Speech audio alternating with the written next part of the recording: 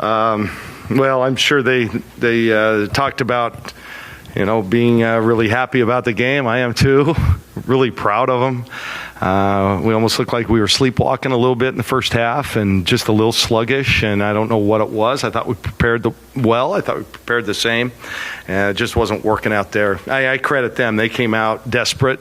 They really needed this win, and I just thought in the second half we showed a lot of character, a lot of heart, and then made the plays. Crowd was great. I guess first to 50 wins. That's not a lot of points, but the defensive effort was off the charts.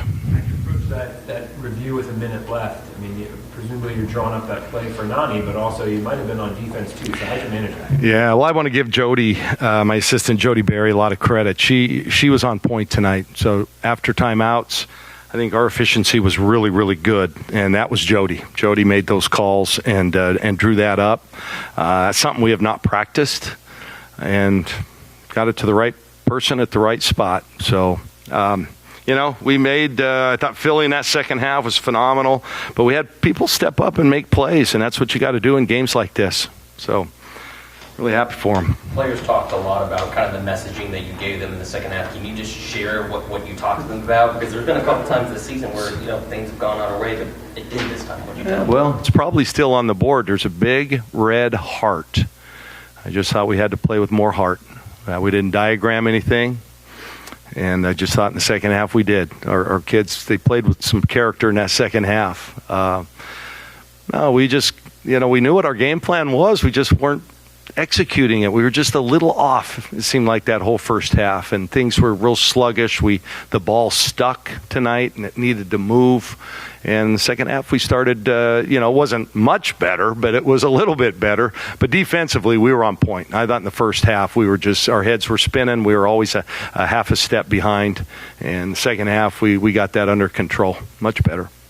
From your team on the boards, and how did that kind of add to the challenge? On the what? On the boards. Yeah, that's been one of our weaknesses. I think first 10, 12 games of the year, we were great in our rebounding, and I think we've been out-rebounded by every opponent in conference play, and that was one of our focuses today or this week, and we didn't do much better. We've just got to ultimately do a better job there. Now, that being said, we ended up with more shots than the other team. What we are doing well is turning people over.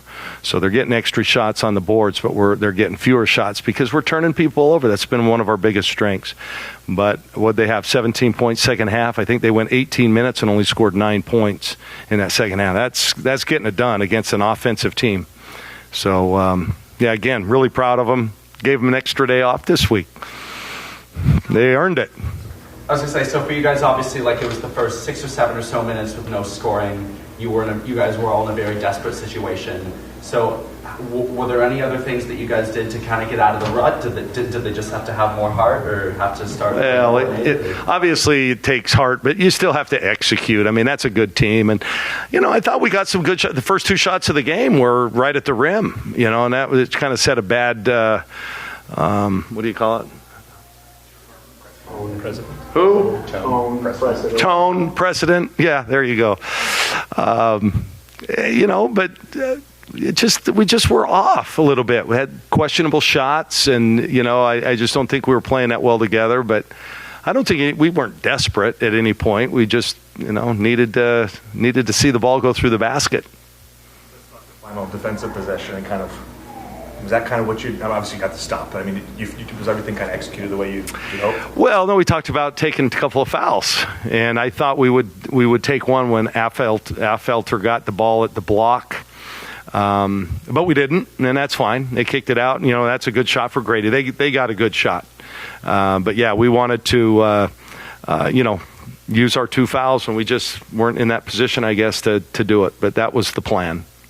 I asked Asia if she thought this was the best defensive performance, at least in the quarter, for them before. She said yes. Do you agree with that statement so far? Yeah, outside of the extra rebounds that they got, I just thought that defensive effort in the second half was phenomenal. It's one of the best, halves of defense that I've ever coached, been part of. So Jarris Freeman's. I got a great staff, man. Jarris does a nice job with our defense. Jody has been great with the offense, and it showed tonight. It showed. I'm really proud of those guys as well as the team. How crucial were those 3 Philly baskets kind of consecutively, both for this game but also to reinforce to her how much of a force she can be in those spots? Yeah, huge, because those came when we made the charge back. And I think our crowd just loves Philly, and so when she scores, they even up that, enthusiasm a little bit more.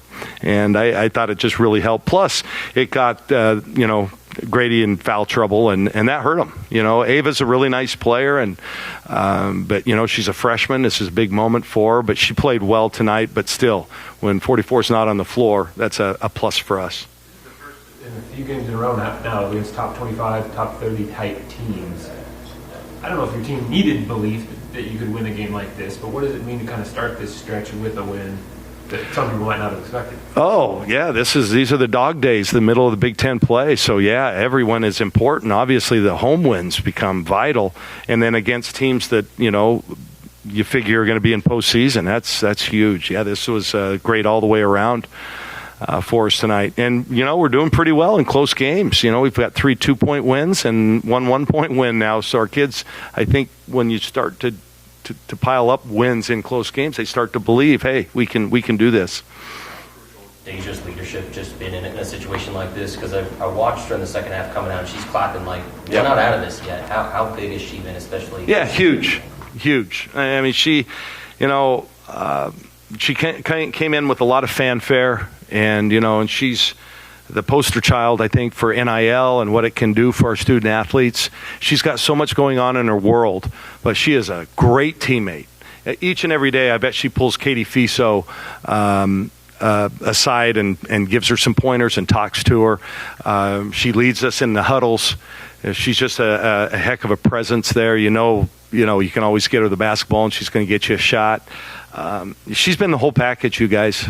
Everything that was advertised and more.